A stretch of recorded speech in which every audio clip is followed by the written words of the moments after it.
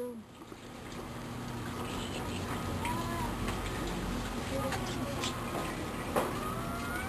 Ako, si Dr. Jose P. Rizal, ang sumulat ng nobelang No Limit Tangere, na ngayon ay bumubuo pa ng isang nobelang magpapagising sa diwa at damdaming lalong pinag-aalab ng masidhing pagtatamo ng kalayaan, kapayapaan at katarungan ng bawat kabataang uukit sa larawan ng bayan. Sa bawat kabanata nito ay masasalamin din ang paniniwala, pangarap at pag-asa ng bawat Pilipino, maging ang mga kabiguang patuloy na ibabangon at muling ibabangon sa kasalukuyang panahon. Ang nobelang ito ay tatawagin kong El Filibusterismo.